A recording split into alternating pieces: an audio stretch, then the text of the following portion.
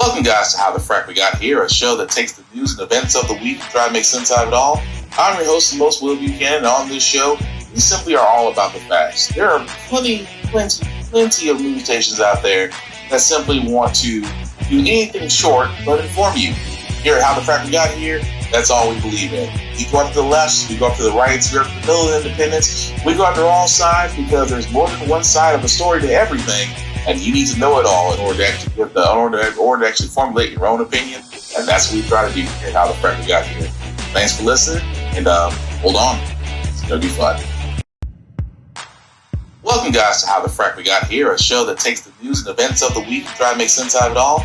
I'm your host, and most Will Buchanan, and on this show, we simply are all about the facts. There are plenty of news stations out there that simply want to do anything short but inform you.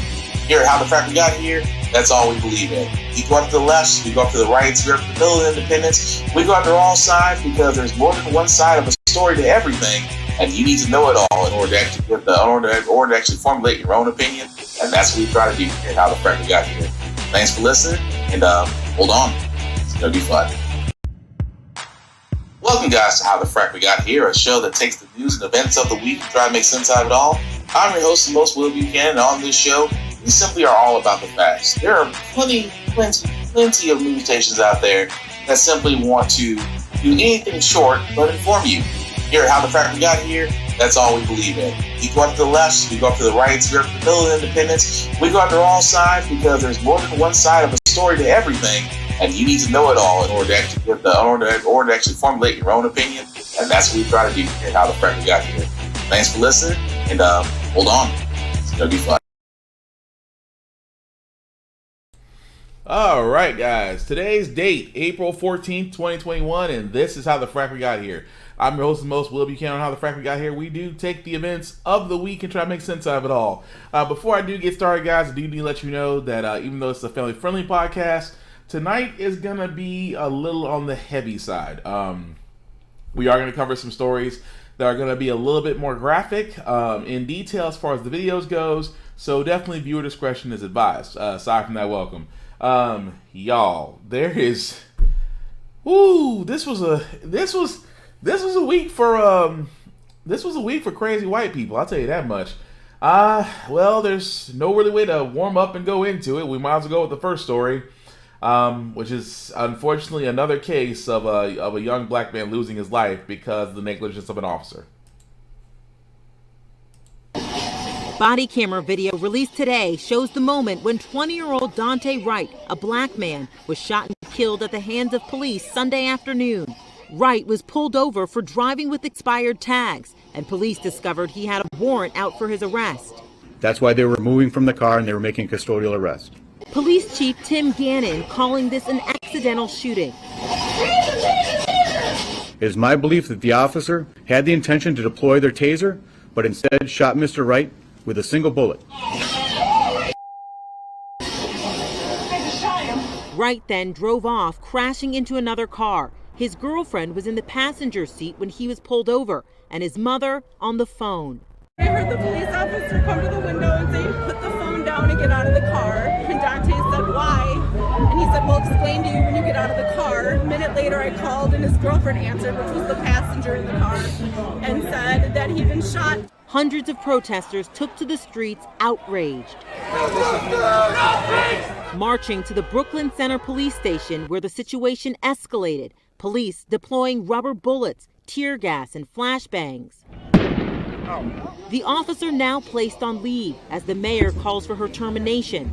I do fully support releasing the officer of her duties. The police chief saying the officer is entitled to due process. This taking place just outside of Minneapolis, a city already anxious as jurors will soon decide the fate of ex-officer Derek Chauvin. A state of emergency has been declared in Minneapolis. Here in Brooklyn Center, a curfew is in place, but more protests are expected tonight. Okay, so that was just part of it, right? Of course, again, before I go into the next part of this story, I still have to ask this question. Because again, I know I am hard on law enforcement, reason being, I think law enforcement is the same way as As airplane pilots, you're in a profession where mistakes are not supposed to happen. And I'm sorry, you are not going to call this a mistake. A officer should know the difference between an 8-ounce taser and a loaded gun, which can weigh more than 8 ounces. But you somehow scream taser, taser, taser as you're holding the Glock in front of you. It's like, how do you? And anybody that's ever seen a taser, all tasers are yellow handled, yellowed or a bright colored handle. Why? To help designate they're actually non-lethal weapons.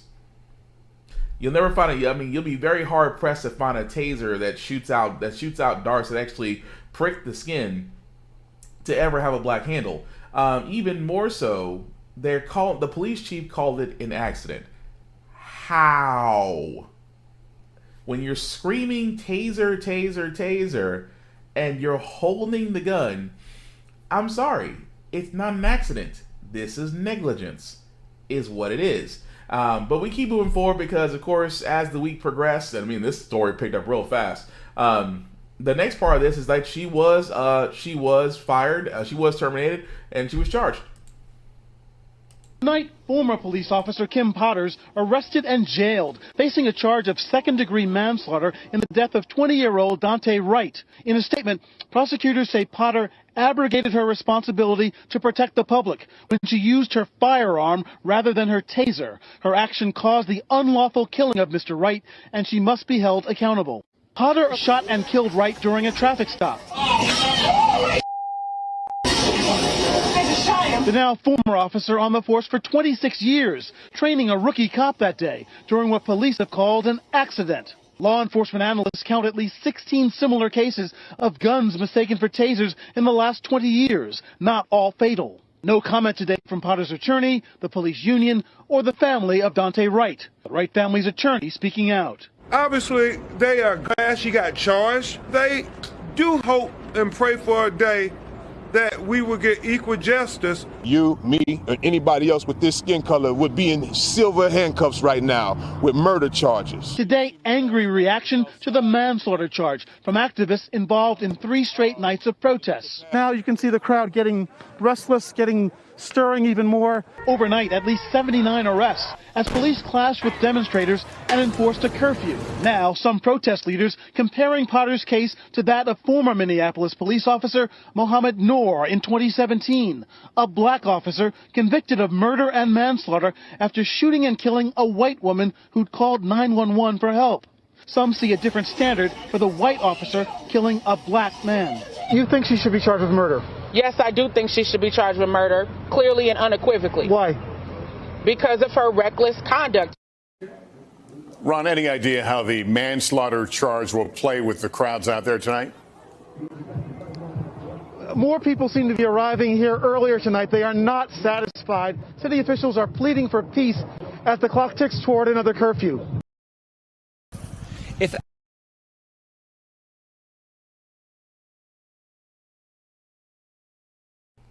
Okay, so again, we see now that that the former officer, is not charged with second-degree manslaughter. Now, currently, that's the case so far because not only did she resign, the fact she wasn't terminated.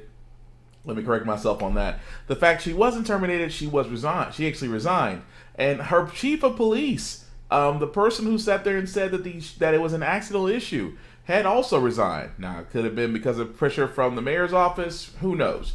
But you have now 2 law enforcement officers, both resigned. One is being charged with second-degree manslaughter. And people are wondering, it's like, how's it going to sit with the crowd? I'm like, come on, guy. Because, I want to say to the journalists, you know how this is going to sit with the crowd. And I love the fact that the protesters did not forget the story of Officer Mohammed Noor. Because keep in mind, I talked about that story on this podcast a little over a year ago. For all those that don't remember the story of Mohammed Noor was he was also an officer that was responding to a 911 call that was actually done by a white woman, which again, Mohammed Noor shot her, claiming he feared for her life. He feared for his life. You know, the common police term they always use to get out of stuff. Of course, they weren't buying it. The blue wall of silence didn't back him. Matter of fact, he was actually terminated from his job and charged with murder, second-degree murder, actually. And he's now residing in jail. And the family of that woman that was killed got $20 million from the city in a settlement. So I can understand exactly why they brought the comparison, because it was a black officer that shot a white woman, and how quickly, and I do mean how quickly, when the officer was black, how quickly he was tried. It was almost, his trial was almost unheard of. Like, when I say unheard of, like, not even the news. Like, his trial maybe lasted a week, maybe 4 days, and was found guilty of second-degree murder, and he was sentenced. Meanwhile, Officer Potter, by the way, is now currently sitting in a detention cell, probably by herself for her own safety, and seeing at a second-degree manslaughter charge. It is difficult to sit there and believe that this woman, again, the word mistake, and I know in the world of just looking at news, perception is always reality. They like to use the words accident. They like to say, well, it was an encounter. No, it was negligence is what it was. We should be saying negligence instead of accident. We should be saying, how did you get a taser and a gun mixed up when you've been trained on this? And again, it's interesting where that question did come up was in this case of this officer who apparently was on the force for 20 plus years. How do you make this mistake? On the Daunte Wright killing, there was a very involved, very newsworthy, and at times very intense press conference today. Tell us about the two major resignations and what else we learned at Brooklyn Center about the Wright case. What happened today? Now, a lot happened, Chris. In fact, we've seen this investigation go from the release of that video to now two significant resignations. The first being the police chief of Brooklyn Center here that typically ran the department based right in this building behind me that is now behind a high fence and has National Guardsmen out in front. And the second resignation we've been hearing about has been that of Kim Potter, who submitted her letter of resignation earlier today.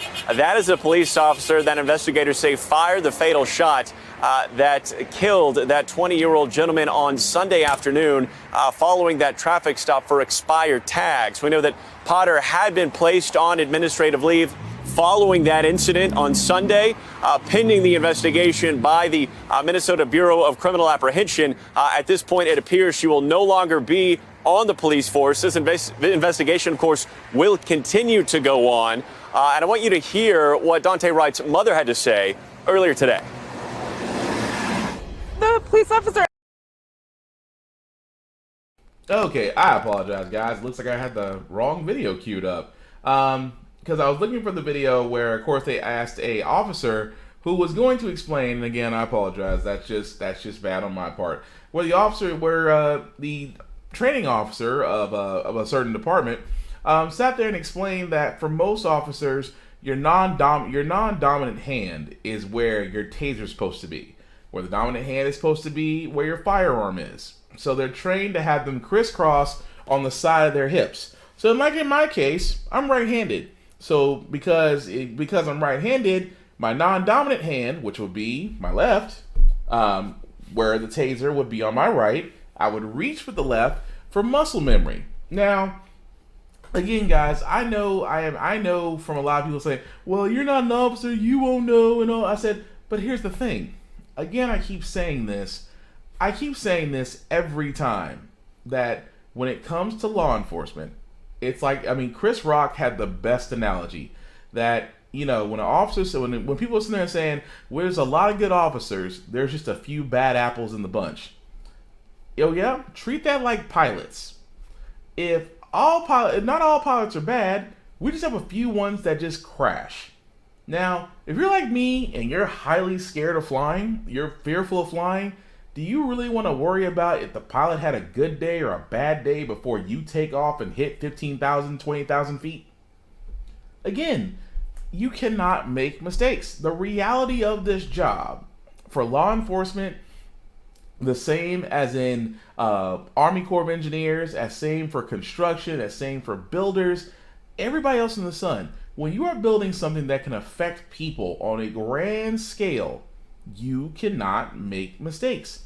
Law enforcement is the exact same way. You cannot make mistakes because just like they usually say in training, if you make a mistake, somebody could die. And in this case, you can't sit there and say for simple fact of the matter that this officer made a mistake. It was negligence. Now, should she be charged with murder? Yes, absolutely. Treat her the same way Muhammad Manor was treated, because I'm not saying it's the same situation, but in the same action led to loss of life. She should be charged the same way a black man was charged when he was an officer. Otherwise, admit that you're hypocrites.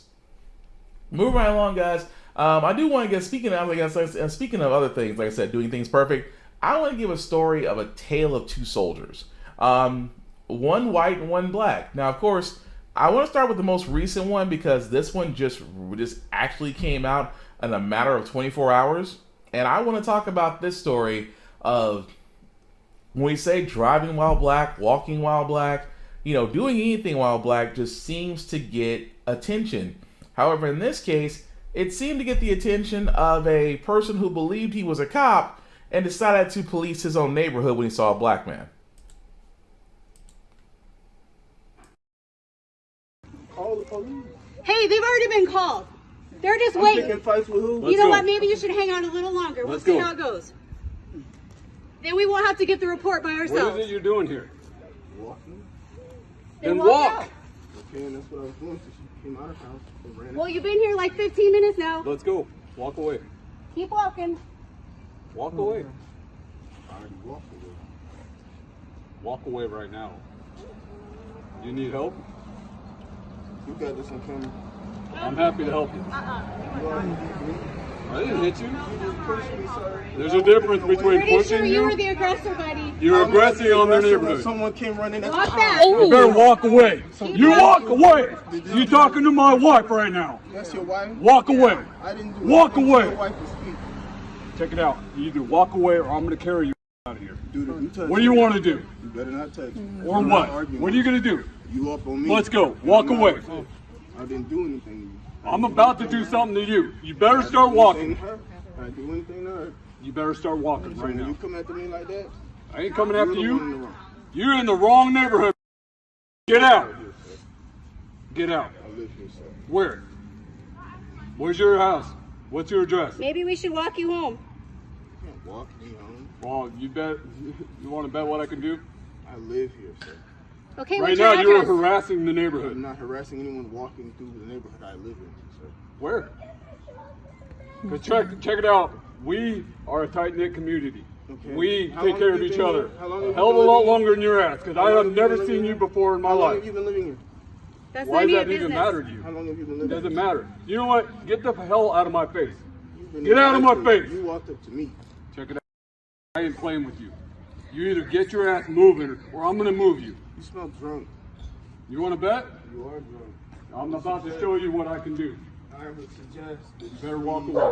Walk away. Walk away. I'm walking. You keep following me, sir. There's only one way out of here. It's right over there. There's multiple ways out of here, sir. You want to bet? Walk away. Ooh, oh, Now, I want to get some context because when I saw this, I was like, Now, it's already hard enough. You know, they always say being a black man is not for the faint of heart. Imagine you're walking in the neighborhood and somebody decides that they want to play would-be police. And this was the case of this white dude who was a active duty soldier, who then decided he was a cop and decided to get in the face of this young man and talk about, you don't belong here, walk away. Even though he's in front of him, he's constantly in his face. He kept on berating him. And the thing about it is, his wife, which he admitted was filming the entire thing. Here's the problem with this. Number one, shout out to the black dude, because I keep on saying with these white folks out here, and yes, the ones that be trying black folks, y'all gonna keep trying black folks till you run into the wrong one. And then the wrong one is going to basically whoop your ass. I'm sorry. I know it's supposed to be family friendly, but I'm gonna be honest with you. That is a potential ass whooping moment. And I have to give the black man credit in this. He kept his cool. Because it was obvious the white dude was trying to incite him. Now I'm gonna be honest. Had the black dude laid him out, I would call that par for the course. But again, this just presents something here. And I said as I was watching that video, I'm like, this has shades of everything we've seen. That at the same time, some people out there, and it seems to be white people for right now, seem to be empowered to sit here and go after other people, mostly black people. Now, keep in mind, I keep on saying, this is why I say for black folks, don't ever go anywhere by yourself. Always take somebody. You wonder why we stay in packs? We stay in packs for safety. This was a whole thing of, that's why I usually tell people, if I'm going somewhere where I don't know where I'm going, or I'm going to a neighborhood I'm not familiar with, don't go alone or don't go empty. Just saying. But some white folks, when they see us by ourselves, they do feel emboldened to think that they can just get in our face and yell at us and say, the police have been called. And again, that's another thing of weaponizing the police. I said that alone needs to be a crime. Where if someone tries to weaponize the police against you for something false, or just to intimidate, or just anything of that nature, then yes, they should be charged for it. There should be some accountability. But the reason why I'm showing that video is because the white dude that's basically berating the guy is an active duty soldier in the U.S. Army. And again, he has been charged with 3rd-degree assault and battery, so he has been arrested and charged today. But the one thing I did notice, because as they did charge him, was just that I love when black people come together, because when black people come together, it is a beautiful thing. And I usually sit there and say we should always try peace, but sometimes you gotta choose violence. And in this case, protesters, after that video became viral, were actually at Mr. Pentland's house, the racist white soldier. I know it's a mouthful, but it's the truth. They were at his house, and this was the scene. Come on, we want to talk to you. Talk to us. We just want to talk. We want to understand some things. That's it. No justice, no peace. Honor. What you gonna do? You gonna stay in here every day? And I'm all in your yard, bruh. I'm all on your territory at this point. Come on. We want to talk to you. Talk to us. We just want to talk. We want to understand some things. That's it. No justice, no peace. Honor. What you gonna do? You gonna stay in here every day? Now, I keep telling folks, again, that's just a snippet. Now, of course, if you've been on social media or Facebook, you've probably seen the picture circulating around where there are more than a few black people and some white people and other people standing outside that man's house, all wanting him to come out. And I thought that was beautiful. Now, keep in mind, I'm not always one to advocate violence. But I do believe in the old system of don't start none, won't be none. He started something. Every action has an equal and opposite reaction. You ticked off. You basically try to throw your weight around at one black person. The group showed up, and how quickly he's in his house. At least that's what we believe, he's in his house, because you saw the protests talking about, come on, bruh, come on outside. All we want to do is talk, bruh. All we want to do is talk. And I'm just sitting there the whole time. In my mind, there's a show called The Falcon and the Winter Soldier. And there's a certain scene where a bunch of black women are beating the crap out of a white dude.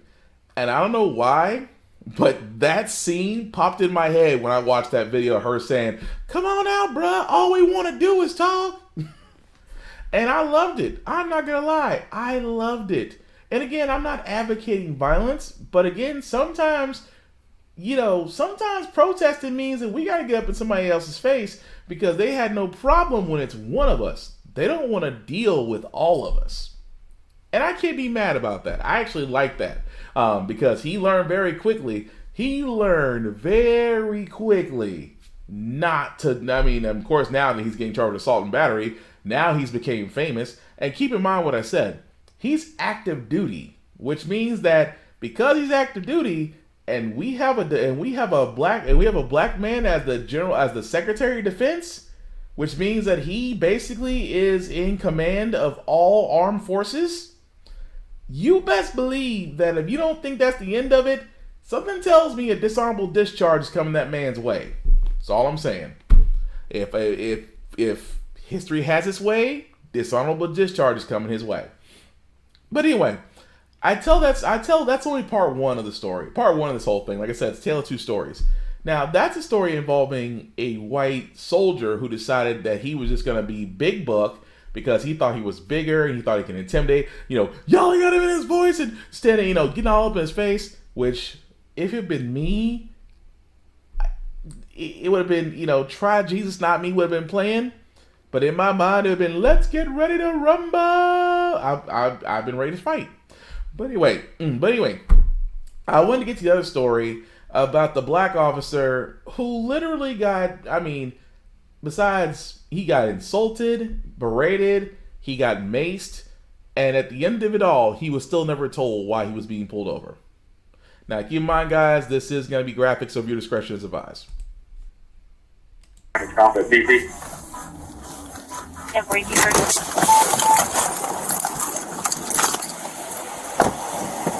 Going back. Felony traffic stop. Put your hands out the window. Felony traffic stop, 1836. Put your hands out the window. Turn the vehicle off. Put your hands out the window. How many occupants? All units 213. How many occupants are in the vehicle? What's going on? How many occupants are in your vehicle? It's only myself. Why are your weapons drawn? What's going on? Open the door slowly and step out. Open the door. I'm not getting out the vehicle. What's going on? Get out the car. Open the door slowly and get out.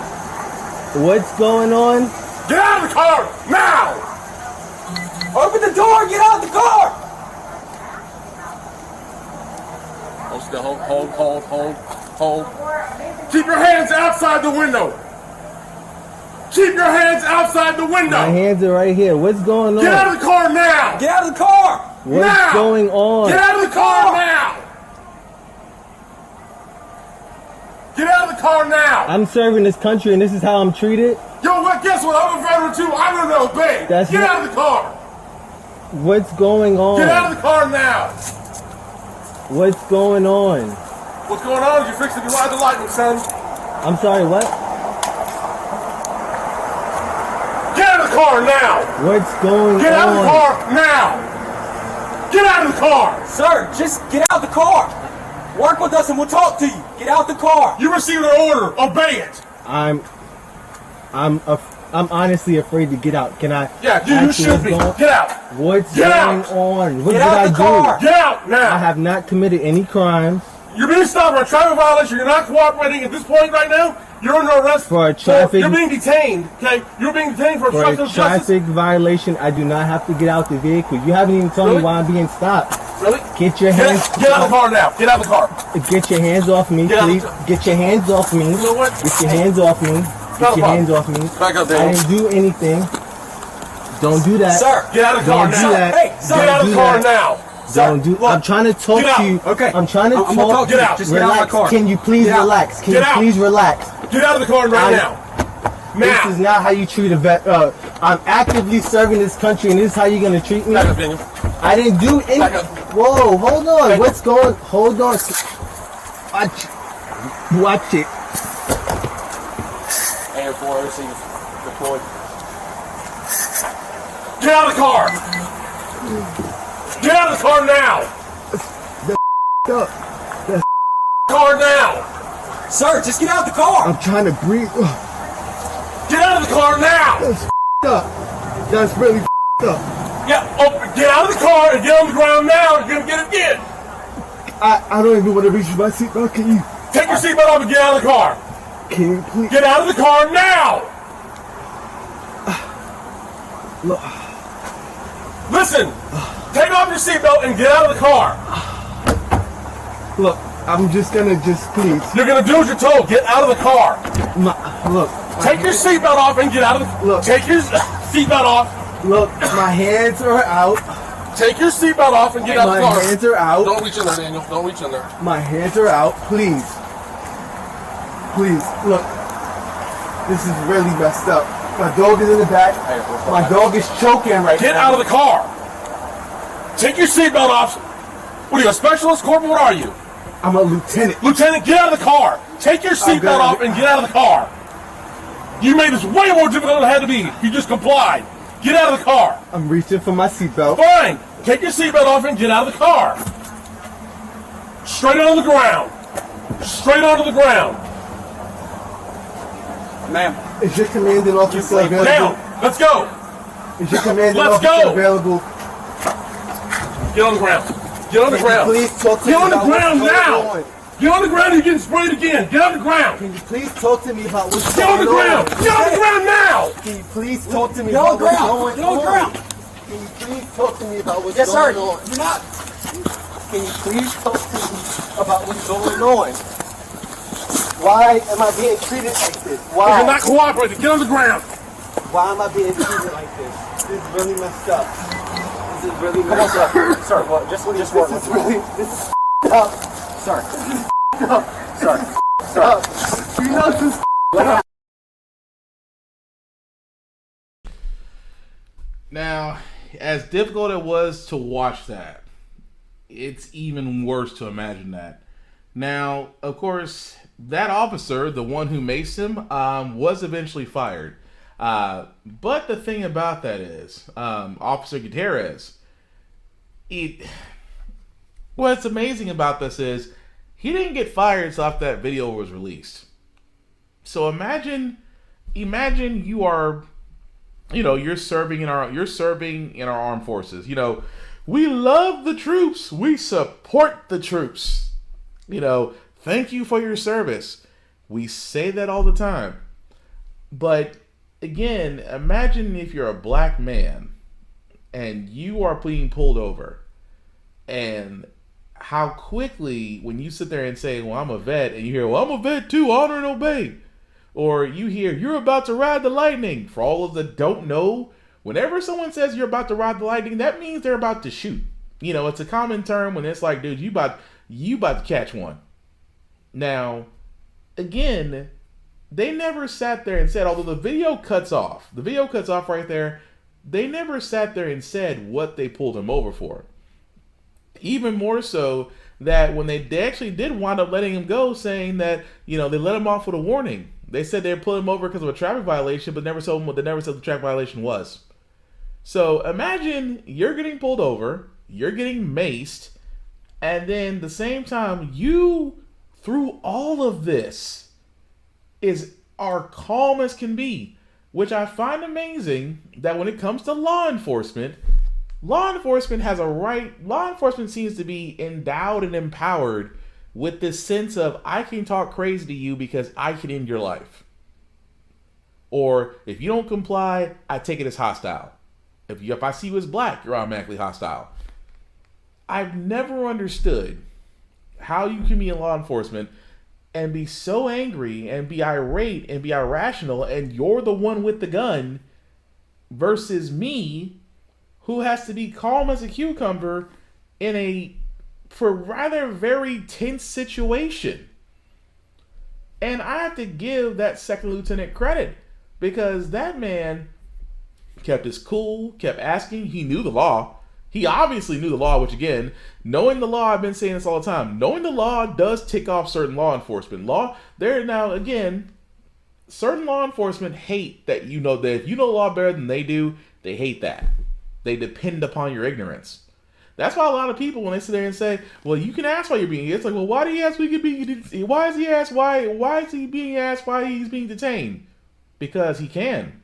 It's your legal right. In the same sense, officers cannot just pull you over just because they feel like it. They have to tell you why. They have laws and rules and regulations they have to follow, even more so just because of the responsibilities that they swore to. And these officers, which again, I'm surprised that Gutierrez, which was the one that actually sprayed the mace in the second lieutenant's face, he was fired. The other officer is basically still administrative leave. Now, I can only imagine at this point that the other officer, Officer Crocker, may still be employed somewhere. Now, again, I believe that he was there. He could actually stop the other officer from taking that unnecessary extra step and could have alleviated the situation. But again, this goes back to everything that I've said when it comes to law enforcement. Why defund the police is still a thing. And that why why certain towns have fired their entire police department and made them all reapply and made them go through training and things of that nature. This is the reason why all that's effective, because it works. Even more so that, again, that second lieutenant now, even though serving a country, could you imagine? That's what I tell people. I said, it's hard. I said, I cannot imagine serving a country that its own inhabitants don't even respect you. And yet, at the same time, the U.S. Army, Navy, and Air Force recruit minorities heavily. Why? Because they know off the bat they can offer opportunities. But at the same time, in the country that we live in, who really wants to serve this country when they won't even see you as a citizen? Just pointing that out. But again, of course, that story is developing. We'll follow as it goes. Speaking of another story, the case of George Floyd, I should say the trial of Derek Chauvin still goes on. It took a really interesting twist today, just because the defense had put up their own use of force expert, who seems to agree with Derek Chauvin.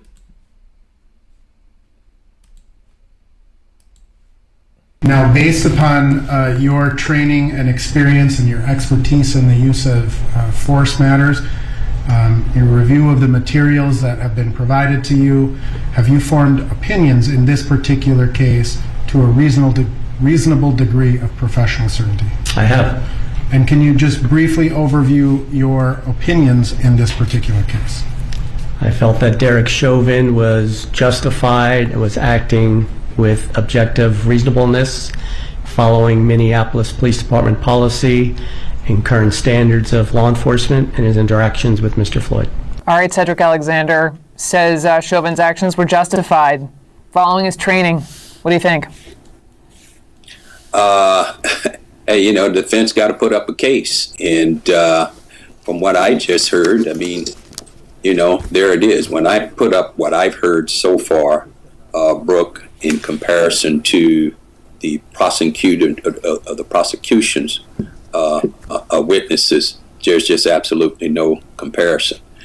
There are a lot of places, not being a use of force expert, but of course there are a lot of places in a lot of his dialogue I would raise a great deal of question. And there was one piece in there that was really very interesting, and I can't recall exactly what it was, but the whole idea, whatever use of force that they use. Well, he said, if I may jump in, Cedric, he said, and Ali, I want to come to you too on this, I don't consider a prone restraint a use of force. That was it. That was it, exactly. Ali, go ahead. Yeah, first of all, that testimony was truly ridiculous. The same statement that Cedric noted, I noted. I don't consider a prone restraint a use of force. What that means is, in this witness's book, once someone is prone, lying flat on their face, you can do whatever you want, and it doesn't count, in his book, as a use of force. So by that logic, Derek Chauvin could still be kneeling on George Floyd's neck today, and it would not count as a use of force, according to this witness. By that logic, you can back a police car over this person to hold them in a prone position, and it does not count as a use of force. He's using a ridiculous definition of use of force that has no bearing on the real world. I can't wait to see the cross-exam here, by the way. And if I'm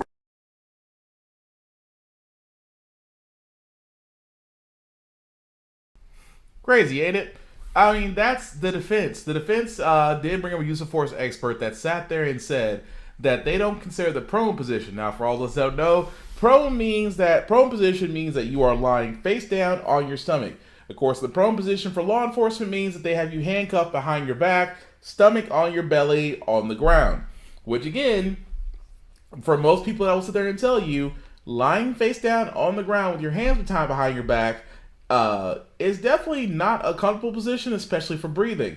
And of course, in this case, many other experts have came forth and said that especially in police training, have sat there and said that this should not be used because the victim, the arrested individual, may have issues breathing. Who knew? So again, guys, like I said before, this is the defense's earning their paycheck.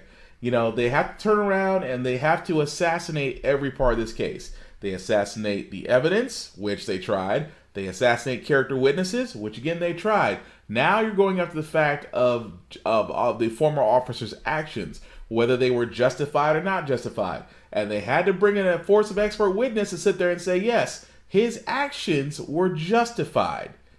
So again, like the analyst did say on CNN, it'll be interesting when the prosecution has their chance of this man, and will probably rip him to shreds. But guys, let's not take away from the fact of the matter. This is what they do when they want to basically muddy the water. And right now, that's the thing. The whole idea of it all is that they are muddying the water. Once they muddy the water, then at that point, they can sit there and say, okay, then there's a shot that he may not get life in prison. But that's all they're trying to do right now. I mean, it'll be hard pressed for this jury to not consider the fact of, guilty at this point. But like I said before, I try not to put too much stock in anything, just because when it comes to officers actually holding accountability for killing black men, we don't have a good track record, aside from 2 officers, and they didn't even get the time they should have gotten. But we'll follow that. Again, we're following that case as it comes along. Moving right along, guys, there was also another story that came out this week, and I know a lot of people, especially with vaccinations, Johnson & Johnson did put a pause on this because of an issue that did occur this week as well. Just released a joint statement. I was reading it now, that is calling for a pause, an immediate pause in the use of the Johnson & Johnson single-dose coronavirus vaccine. This is after 6 recipients in the United States developed a rare disorder involving blood clots within about 2 weeks of the vaccination.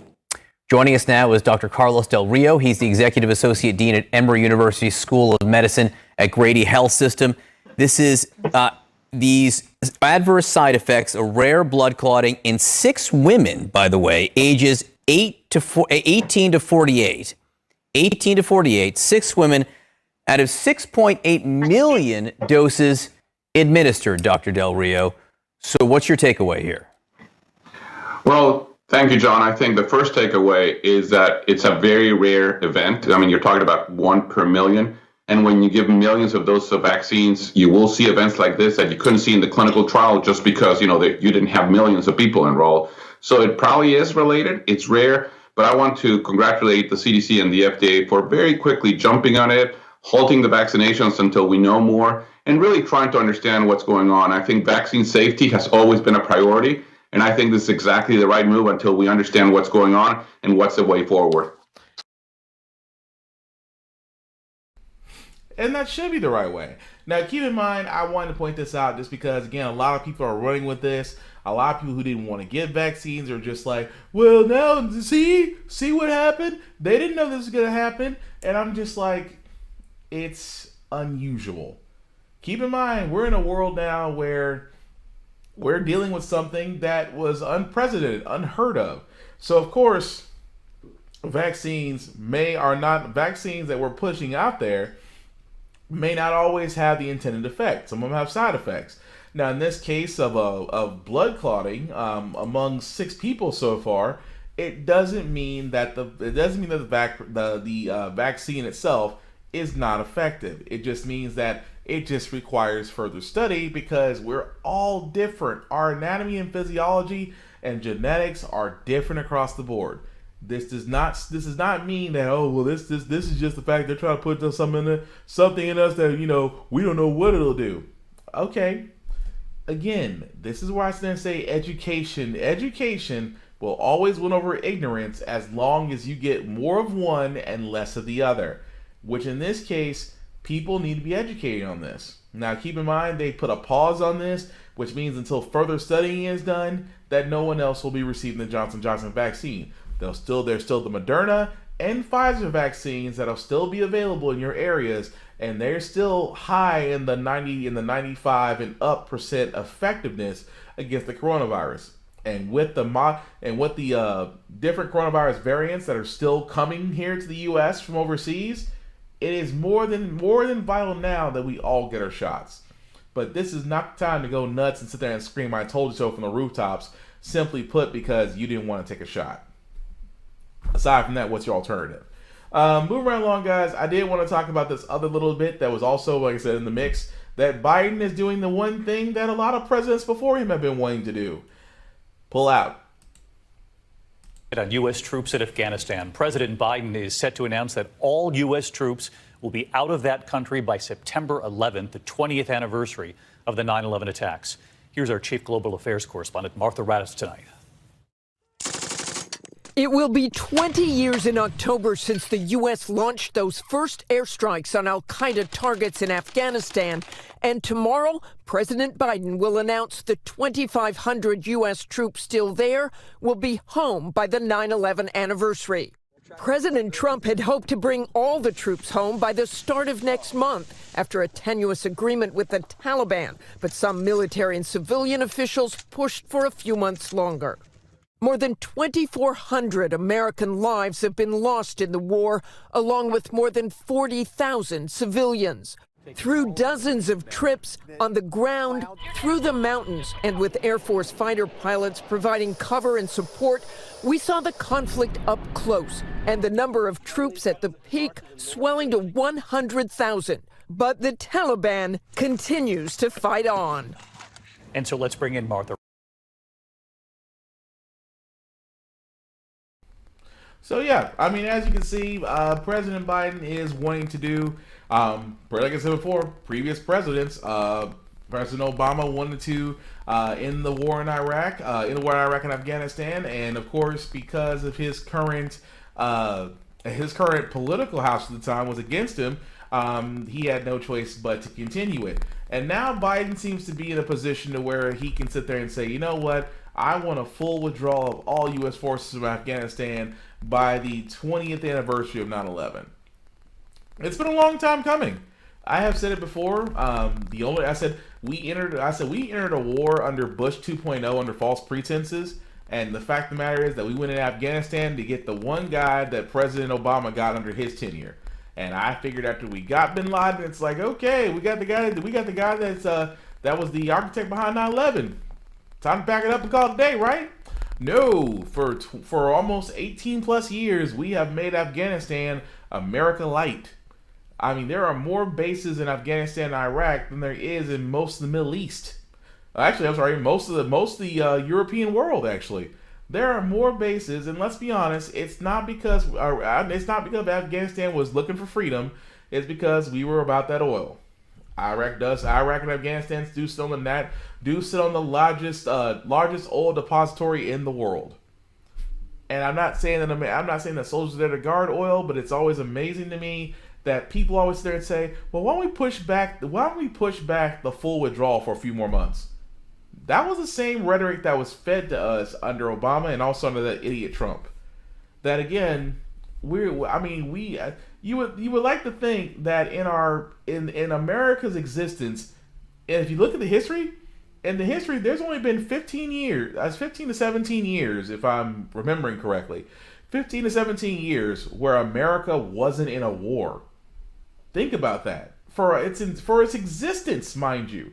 For the existence of America, there's only been 15 to 17 years where we weren't in a war. Aside from that, there's always been a war. And war is profitable if you ask the military-industrial complex. But again, What are we doing in Afghanistan? We're fighting the Taliban. Well, don't you think if we pull out, we won't be fighting them anymore? Because I still don't see the point of actually staying in Afghanistan at this point.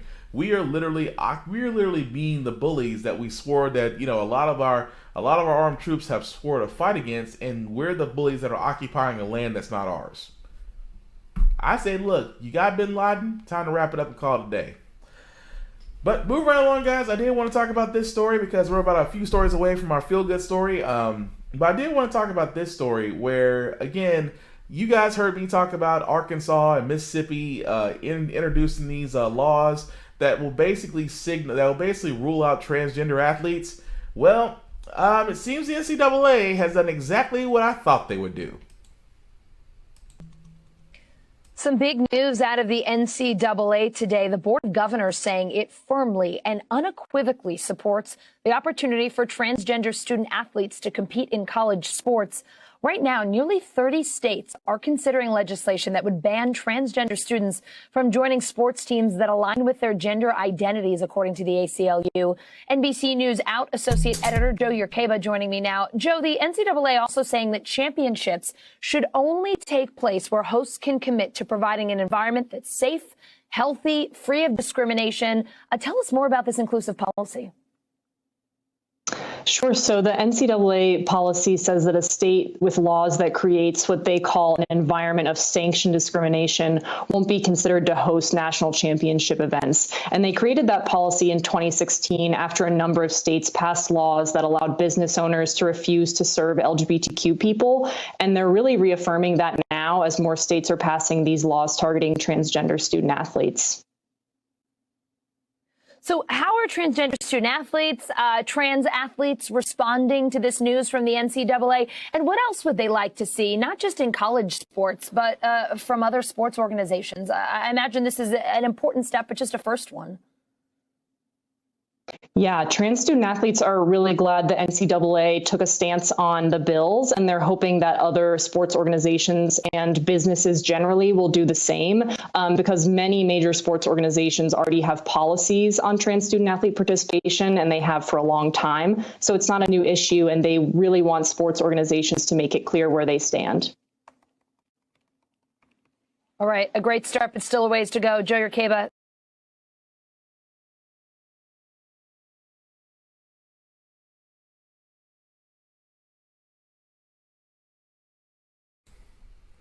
And I called it. I'm going to go ahead and say it. I called this on this podcast, and I'm off on this podcast, where I sat there and said, when it comes down to it, the NCAA is going to welcome all. Why is it going to welcome all? Because the NCAA at the end of it all likes money. They like money.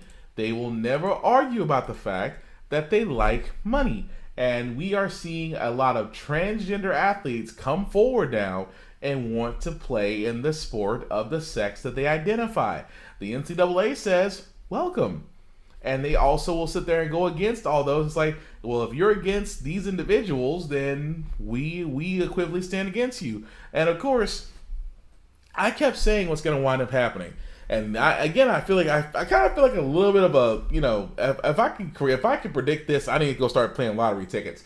But I have sat there and said this. What transgender athletes, what's all going to be leading up to is intergender sports. Because two things are going to happen. Like I said, some states are banning transgender athletes from competing, that they have to be playing with the sex of the birth that they were born into. And I've had this discussion with other people. I said either it's going to be that, or they're going to create a whole new league that's just transgenders, separate but equal. We know how that goes. Which, again, if they did that, then, of course, you're going to be mad because, again, the NCAA is all about money. Keep in mind, the NCAA is the biggest cash cow. It brings in more money than it brings in more money than the Major League Baseball, NFL, and NBA combined. That's how big of an impact the NCAA has. Now, imagine if the NCAA decides that, hey, we're going to let transgender athletes, which they have already said they will do, they welcome them to play on their teams. Now, say again, the NCAA goes out and scouts talent from all across high schools. Now imagine if your high school had 2 leagues. Imagine if your high school had 3 leagues: men's league, women's league, transgender league. So that's 3 leagues at your school. The NCAA comes, and of course you have the schools of those recruiters looking to see who can play on what teams. And let's just say your best athletes for your school are on your transgender team. And the recruiter decides to look at them and offer them scholarships.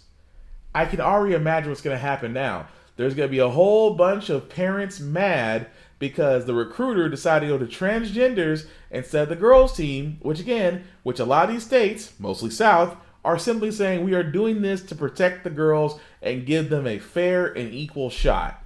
Which I think it's kind of funny that Republicans are actually worried about women, but apparently want to control their bodies at the same time. Who knew? But again, what will wind up happening is if they decide to go this route, it's the NCAA, which as you've already heard, is definitely for transgender athletes, start picking them and giving them the offers and leaving these girls on these all-girl teams by themselves. What do you expect? Oh, well, that's unfair. They played just as hard. Life. Because the NCAA is looking at money. Money brings championships. Championships bring boosters. Boosters bring money. Money brings more money. And I'm just saying this for the simple fact of the matter, guys. I just see that happening moving forward. But good job for the NCAA for doing the one thing that a lot of conservative states haven't done. But speaking of conservatives, they are mad. And this is the last story I got before we get to our Feel Good News segment. But conservatives right now are mad at Major League Baseball. Keep in mind, because of the voter law in Georgia that was signed in by Governor Brian Kemp, pretty much making it harder to vote in Georgia, especially for black people. Major League Baseball sat there and said, we're out. Along with a whole bunch of movie makers and things of that nature, they sat there and said, you know what? We are not going to have our game in Atlanta. We're going to take our game to Colorado. Which a lot of Republicans are now apparently coming to the defense of Georgia. Today to talk about legislation to remove the antitrust exemption that's long been enjoyed by Major League Baseball. It's important to remember that this exemption was created from whole cloth by the Supreme Court 99 years ago. I think the last few weeks have made something very clear that has always been true in American history, and that is monopoly and liberty do not go together. Monopoly is the enemy of the people's freedom. What prompted this legislation being introduced was Major League Baseball's decision to pull the All-Star game out of Atlanta, Georgia. It did so based on a pile of lies. It did so based on an assertion that legislation the Georgia legislature took up to protect voter integrity somehow disenfranchised Georgia voters.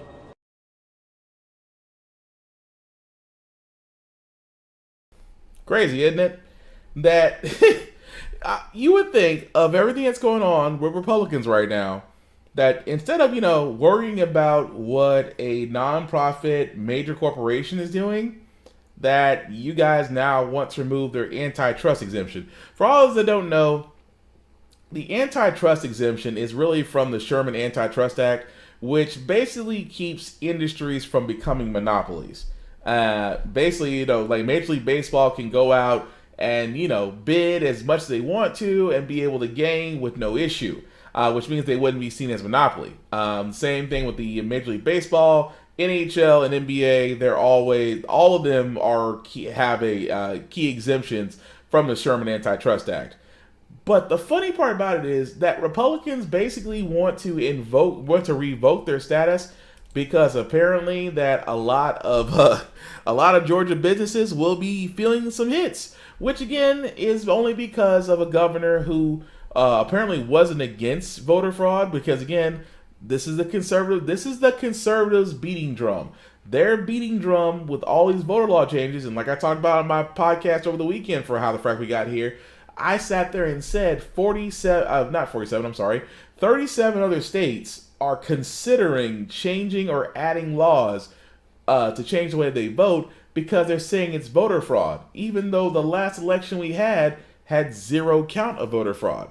But conservatives, much like the Trump that is no longer with us anymore, and thank God has no longer access to a Twitter, would sit there and say, "Oh, well, there's rampant areas of fraud," and yet to this day, there's not one case of voter fraud that deemed to be circumstantial. Even though the last 3 cases of voter fraud that are actually reported were actually for conservatives, but they don't talk about that. But again, I find it interesting that Major League Baseball, filmmakers like Will Smith, and other areas, even Disney is considering halting their production as far as film productions in Atlanta to prove a point. And Republicans, I say this with all certainty, you can't sit there and exercise your freedom and then get mad when someone turns around and does the same thing just because you don't like it and now you want to impose your will upon them. Much like religious schools. But again, I just point this out. I point this out just to make it I point this out because, again, this is what Republicans are doing with their time, aside from disagreeing with everything the Democrats are doing. It's amazing. It really is. But that's all the stories that we got, guys, and I want to get to our feel-good segment because after this midweek, this Wednesday that already feels like a week in itself, I definitely did want to talk about that just because, again, we need something. And the feel-good segment is to restore our faith in humanity a little bit. Tomorrow is Friday Eve, which is Thursday, and, for a lot of us, it's just looking toward the end of the week and, relaxing and, trying to keep our sanity and things of that nature. So we need something wholesome, something funny, something that just goes, okay, cool. Now, I talked about this one. I actually want to bring this up because I kind of showed this to my girlfriend. Well, actually, no, I think she showed it to me. I'm sorry, honey. I think you showed it to me. But anyway, I want to show this picture because I thought it was funny where couples engagement goes viral when the fiance proposes with 5 engagement rings. And I know, just from the world of social media, that a lot of women sat there and said, "I know that's right." And I'm thinking to myself, bruh, 5 rings? I mean, is she that indecisive? I said, I know some women are indecisive. I know women are indecisive, don't get me wrong, but bruh, 5 rings? Did you just take the thing off? Did you just take the thing off the jewelry and said, "Hey, I'll be right back. Just let me have these 5 and I'll come back with the 4 that she didn't want"? But anyway, this actually did go viral just because of course, this was a whole entire ensemble. The young man apparently that is popping the question to the woman decided to have spend a whole day out of it with a helicopter ride and spa massages and dinners and whatnot, which eventually led to this moment right here, which of course, they did go ring shopping, which is the backstory of this is, they went ring shopping previously, and he basically used that to get an idea of what she may have wanted. So he decided that he basically presented with 5 choices, which I guess were 5 rings that she looked at, and eventually she did choose one. So, and she did say yes, by the way, as you can see down here. But again, it's just the thing, like I said before, 5 rings. I was like, all right, bro, you just want to make sure. Don't get me wrong, you want to make sure that, of course. Actually, ooh, this is a video. I'm sorry, hang on a second. Thought I knew what it was until you came back into my life. Not only did you help me realize that I don't want to live without you, but I realize that I can't live without you. I have to have you. I really do. And I have to spend my life with you.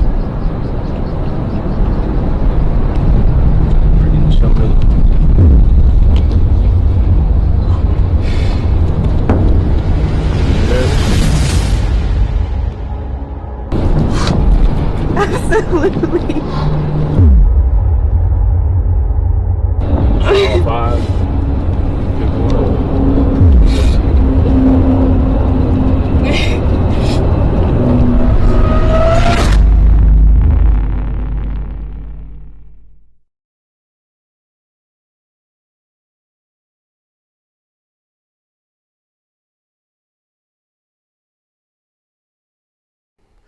I ain't even mad. I'll be honest with you. I ain't even mad. I'm sorry. I did not know there was a video. I'm so glad I clicked on that. But but I mean, I don't know why it had to be like Law and Order. You almost heard the gong, dong dong. You almost heard that. But again, guys, I give it to him. I mean, if you're gonna propose to the one you want to be with, you want to give her choices, or you feel she's completely indecisive, then hey, kudos to you. And mazel tov on your engagement. But bruh, you had some dudes out there like, bruh, I was only gonna come with one ring, man. You came with five rings. I can just imagine. Will you marry me? Choose. I said, how can you sit there? I have 5 rings. What you gonna do? I'm sorry. That's just me. It's just me. I just, like I said, I can only imagine just, you know, going up to my girlfriend, proposing, and just be like, I got 5 rings. You can choose one. Choose what you like. Because let's be honest, guys, unless you have some expert advice with you, that engagement ring is going to be the only real ring that you can choose without her, and she has to like it. Anyway, but just thought it was funny. But way to make her choose. Well, way to make her choose. Well, I mean, you know, some of y'all are indecisive. Let's just be honest. But with that being said, guys, I'm going to go ahead and cap it off here. I do thank everybody for watching. Really, like I said before, we did kind of start a little bit late, so I apologize for that. But definitely like everybody that's commented, because I know Kelly, you commented because you was. I know that face is right. I can't see that face because that emoji's not showing right now, but I can only imagine what it is. But with that being said, before I do get out of here, I do want to do some shameless plugging. I do want to talk about Buddy Vaughn, who did actually have some podcasts. He actually had his VST on Sunday and his RAF podcast just yesterday. Definitely check him out, Big VZA Dot, as he is definitely getting back into the podcast frame, because he has definitely been missed. As one of my podcasting brothers. And like I said before, go to his Facebook page at BigBZA to check out the VST, which is a news podcast, and this can be music, video trailers, and things of that nature. And of course, RAF, which is basically like America's Funniest Home Videos, if done by WorldStar. And he also has Falcon Around, which he shows his beats, and those beats are for sale. But definitely check him out on his Facebook at BigBZA Dot and BigBZA Dot on all social medias. And let me not also forget that I do have a travel page, guys, that is apparently getting a lot of attention, and I certainly appreciate that. I'm talking about Uncle Obi's Adventures and More, which is my travel page. Your boy does book travel, yes. Wherever you want to go, as long as it's humanly possible to get there, I want to get you there. Because my mission at Uncle Obi's Adventures and More is to basically get you to the travel experience of your life and save a little bit of money in your pocket. And who doesn't love that? Basically, all I'm asking, guys, that when you want to reach out to me or my website, just give me a date and destination and how many people are going and what you need, and I'll do the legwork. They just make it easy for you, which is what I always wanted to do. And like I said, Uncle Obi's Adventures and More, we just don't sell travel, we sell great memories. And currently, I do have a $100 referral right now, which I did have to pay out because some people did hear about this. And one guy had 5 referrals, and I couldn't be mad at him. He sat there and said, I got 5 people that want to travel, and he said, here they go. And those 5 people booked, and man of my word, that man made $500 in one day, and all he did was refer people. So I am being dead serious when I sit there and say, if you do have someone that wants to travel, whether it's airfare, car rental, hotel, or all the above, whether it's in-state, across state, or across the pond, as long as they book with me and you refer them to me, my friend, you will get paid $100, and there is no limit on referrals. Because as I was happy to have the business, there was somebody out there that referred that person to me, referred those 5 people to me, and those 5 people made that person $500 richer. I have no shame in saying that, because I do believe in paying it forward. So definitely look me up there. Also, the link at the bottom, if you copy and paste that into your browser, will take you to my link tree to where you'll be able to see all the podcasts, his Facebook group and YouTube pages. I am talking about How the Frack We Got Here, my video gaming podcast, and comic book news Get Bit, and of course the definitely out there but no limits, no holds bars, I'm talking about the Optimus podcast, which will also be on Saturday night. So podcasting schedule is as follows, guys. Every Wednesday is the midweek review of How the Frack We Got Here, which you're currently watching right now. This Friday at 8:30 to 10 o'clock will be the Get Bit podcast, in which we'll cover everything from video games, comics, anime, superhero television, especially since we're less than 2 weeks now away from the next thing of Mortal Kombat. Yay!